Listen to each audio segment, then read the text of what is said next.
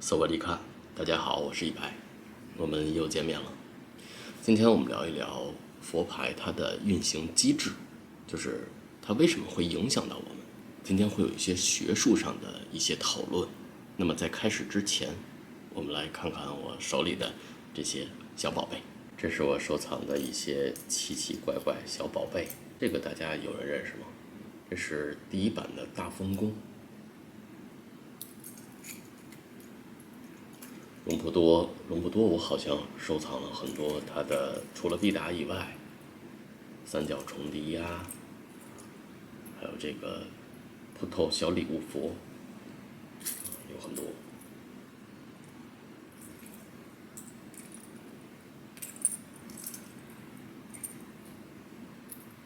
这尊比较有意思，这是一尊黄财神，回流到我手上了。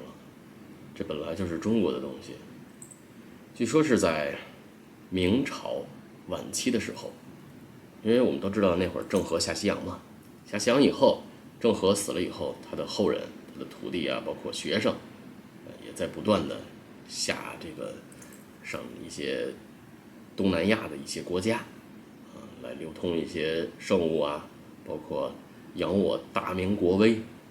这个很有可能就是那个时候，传到了这个东南亚的一些国家，最后辗转到了我的手上。钦德拉印度金，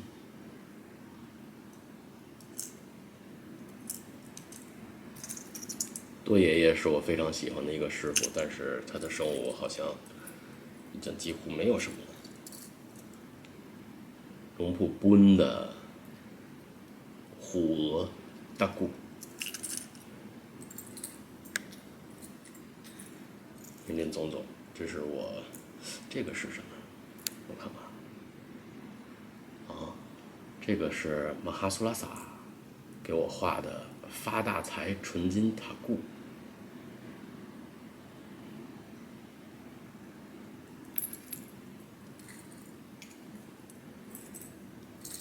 这是一尊龙婆班的半身重笛。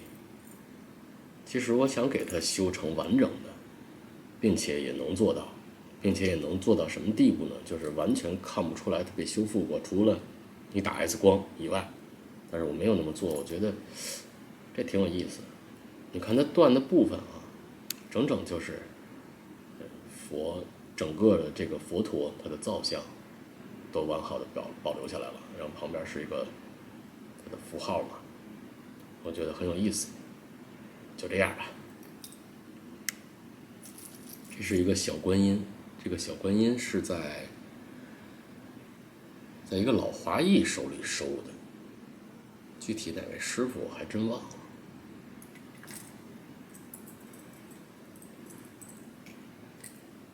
等等，这就是今天跟大家分享的一个小圣物，其中这个大家有印象吗？这是龙普多2463的，看是几页啊？6页菩提，但是它的品相太不好看了，所以不太容易看出来。如果品相非常好的话，就很贵了。这个是当年我捡漏得到的，这是一些喜欢的生物，帕比兰。很多人都说帕比兰怎么这么丑啊？实际上它就是这样的，它的膜就是这样。但是我这个也并不是特别的清晰，狗粘等等林林总总一些收藏的喜欢的一些小东西。第二版的艾凯。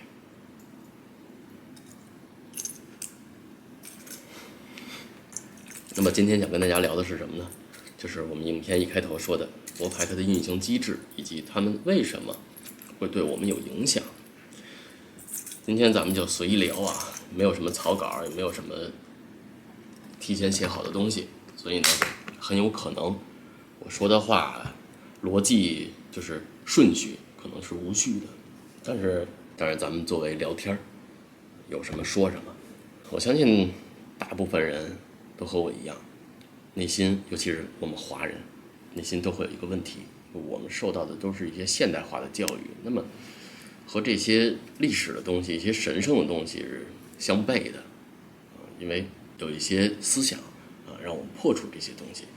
但是作为我们普通人来讲，我们从生下来就会对未知产生兴趣，对一些我们解释不透的东西。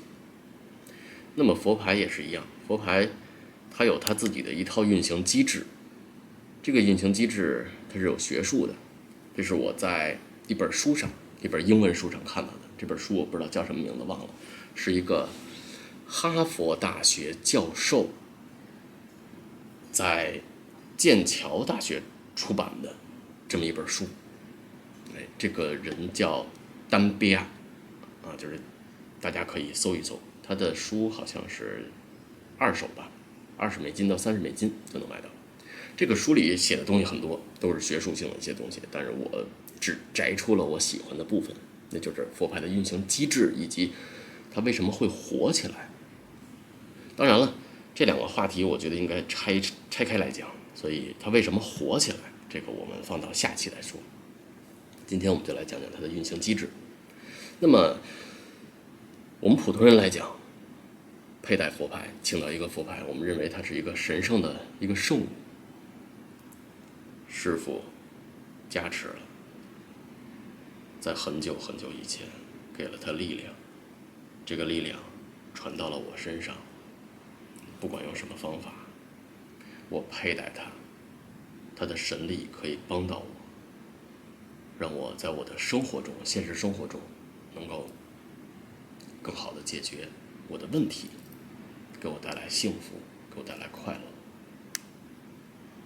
这是我们大多数人的想法。那么这本书上也是这么说的，只不过他用了一些更专业、更权威性的一些词汇。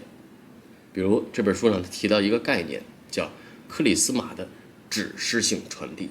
这个克里斯玛这个概念是来自于20世纪的马克思韦伯，他提出的3个权威性。第一个权威性就是传统性权威。传统性权威什么意思呢？就是爷爷传给爸爸，爸爸传给孙子，这么一种世袭的，包括我们民间的一些习俗，这是传统性的权威。还有一个就是法理性的权威。如果你在一个真正法治上的国家，你就能知道法理性是什么意思，就是法治嘛。还有一个就是克里斯玛性权威。克里斯玛性权威它指的是个人，意思就是不可复制，我们相信追从这个人是因为他身上特有的独有的那个东西是不可替代的。那么他引用他说克里斯玛的指示性传递，指示性传递这个是什么意思呢？就是他认为高僧是有念力的，是有修为的，然后他说高僧如何把他的修为他的念力传递给后人呢？佛牌就成了媒介。佛牌这个媒介通过高僧的念力注入到进去，怎么注入？是通过声音的震动，声音震动还有脑波的频率注入到这个小的能量盒子里。这是它的一个解释。这个解释我们大家可能听上去有点匪夷所思，还是有点不相信。我在前几年研究过一些粗浅的研究过一些脑波，因为我经常打坐嘛，经常冥想，包括观想，现在练的是观想。那么关于声音振动，有机会咱们单开一期，我把我学到的一些知识还有方法分享给大家，让大家一起去体验声音振动的魔力。除了声音振动，就是脑波，脑波频率。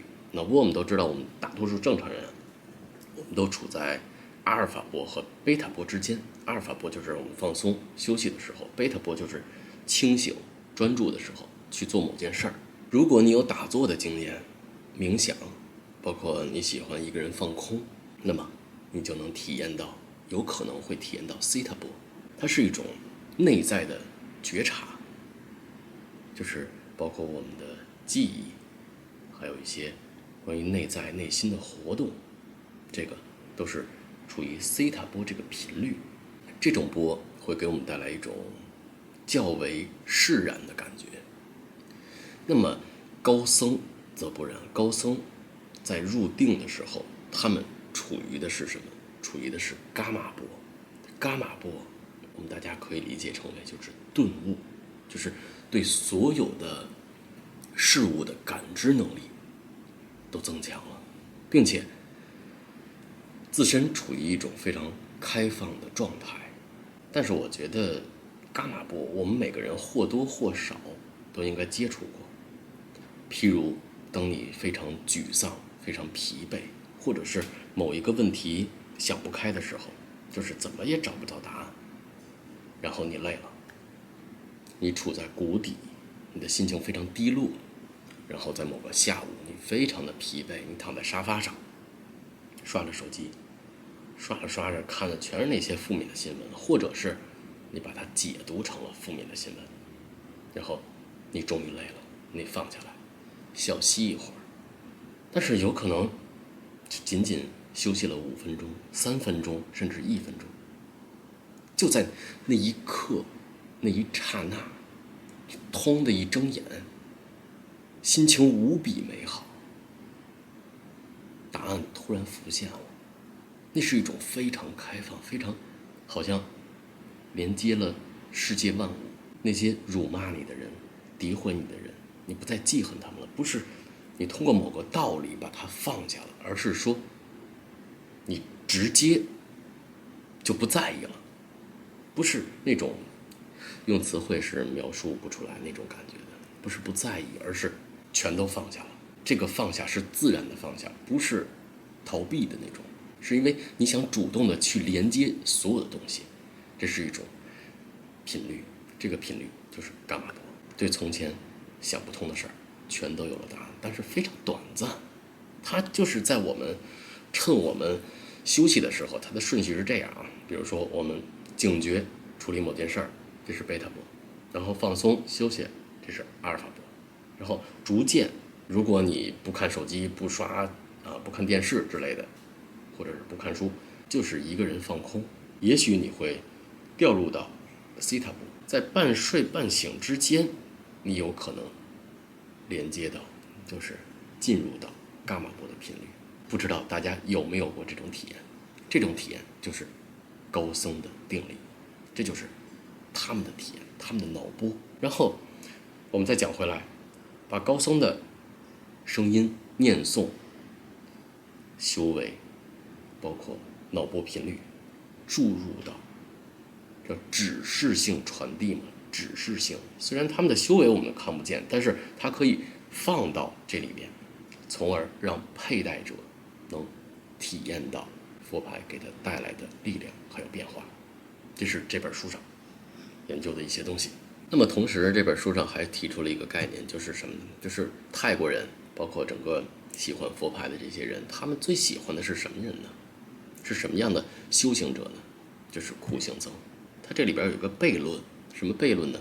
他们追从苦行僧，就是森林派的这些师傅们，以天为被，以地为褥，光着脚当然现在可能会穿着鞋，但是对物质是无欲无求的，对精神的探索也是随遇而安，到达什么境界不执着，然后呢不期待，就是这么一种顺随自然的状态。这种修行者是最受人追捧的。但是悖论是什么呢？就是因为他们是无欲无求，所以他们没有什么想帮助别人，也没有什么受施者和被受施者，就是没有什么想帮助人的心，也没有什么别人需要我等等之类的，全都放下了，没有这方面的执念。那么在这种情况下，往往森林派的僧人是没有什么圣物能给大家的，因为他没有这种帮助人的执念了。这是一个悖论，所以人们才喜欢他。这个悖论就是在我们青少年时期谈恋爱的时候最容易显现。就有一句话嘛，叫被爱的人有恃无恐，就是这个意思。当你遇到了你喜欢的那个人，你说什么话你感觉都是错的，你畏首畏尾，小心翼翼，但是经常把事情弄得更糟糕。但是如果你对一个追崇你的人来讲，就是属于你的舔狗啊，喜欢你，那你在他面前就是很放得开，因为你不在乎，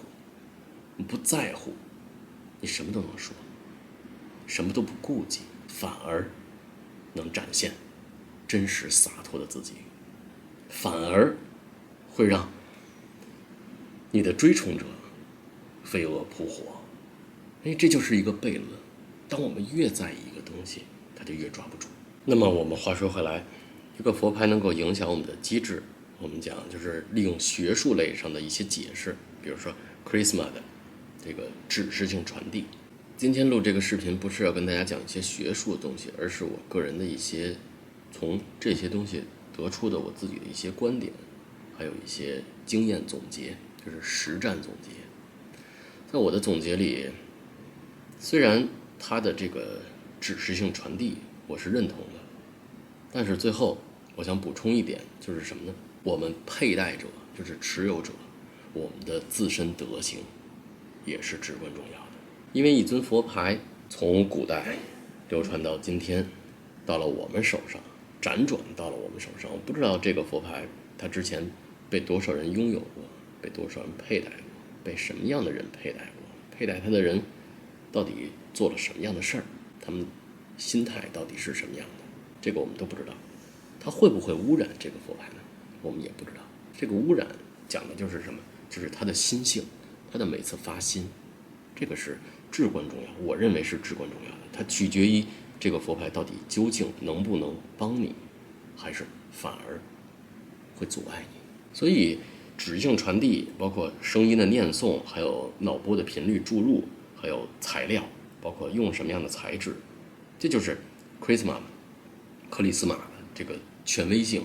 每个师傅不一样，有的师傅认为花粉比较好，有的师傅认为经书比较好，有的师傅认为这金属比较好，每个师傅的独特性，所以这就是造成了他的持有者、追求者对师傅的崇拜都不一样。那么除了以上之外，所有的佛牌的共同点就是我们聚焦到我们每个人，我们佩戴者、持有者的内心状态，我们的德性。什么叫德性呢？德是用，道是体。我们到底是否遵循着自然的规律？到底是否遵循着？因为我们上期讲嘛，这个世界熵增，如果我们人为的减熵，那就是秩序，避开混乱，人为的制造一个友善的、和谐的环境。那么当我们佩戴这尊佛牌的时候，我不是要来教大家，我是和大家分享一些经验。我们平常对待的一些人事物，能否放下一些偏见呢？我们能否放下一些内心的对外界的指责和愤怒呢？因为愤怒和指责这些都是来自于我们想要掌控对方，我们想要对方认同我们想要打败对方。那么我们能否放下我们的认知这个边界，放下我们所知道的一切，然后用一个崭新的状态、崭新的心去和外界交流。说到这儿，一白给大家讲一个故事，就是我有2个客户，他俩是朋友，在几年前2个人分别从我这儿请了同一尊牌。就是起初这个人是我的一个客户，然后呢他请了以后感觉非常好，他告诉了他的朋友，他无私的分享给了他，然后这个朋友呢也找到了我。但是我们每个人都是感知动物嘛，就是你能从对方的甚至没有言语、没有文字，能从他的一些玄学就是能量上的一些东西，能感知到对方对你是否友善还是警惕。于是他那个朋友就属于后者，他加了我以后没说话，但是过了几分钟才说话，但是我能感觉到一种就是不好的感觉，非常负面的一些非常复杂的一些情绪在里面。然后当时他跟我说完话以后，他也是表现得很友善，他说我是谁谁介绍的，然后如何如何，但是我能感觉到他说的话不是他内心想的。于是我就跟他聊天，聊一聊以后，他说我那个朋友如何如何，然后我也想请一个，我说没问题可以。然后请了以后，大概是1个月2个月左右吧，我记不太清了，很长时间没有联系了。然后找到我，他问我这个跟我朋友的是一个师傅的吗？虽然他们长得是一个样子，但是真的是一个师傅的吗？为什么我跟我朋友现实中差距这么大呢？我说这肯定就是一个师傅，一模一样的东西，都是同一期制作加持的。他说那为什么会这样呢？我就给他讲了讲，聊了聊，但是我没有聊更深层的东西，我们聊的都是一些非常浅显的，就是通俗易懂的。我说你看到了你朋友的变化，对吧？他说对。然后你朋友非常信任我，对吧？他说对。我问他你想成为你朋友那样的状态，对吗？他说对。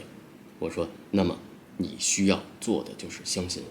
我没有给他洗脑啊，这是一个心理上的一个暗示，一个注入，也是算是一种能量的注入。